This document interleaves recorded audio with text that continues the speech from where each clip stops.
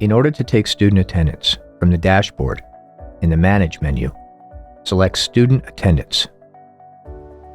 In the drop-down fields, select the date, homeroom, and class period. This will take you to the student's attendance page.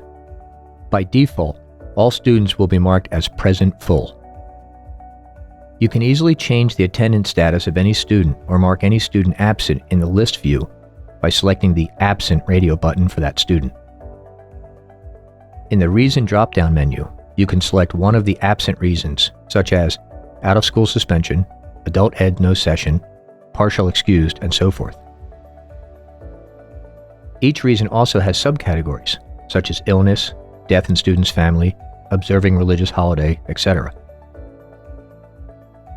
You can also modify the present status of a student in the drop-down menu. Options are present full, present partially excused, and present partially unexcused. Alternatively, you may select the grid view in the upper right of the screen. In this view, by default, all students are also marked as present full.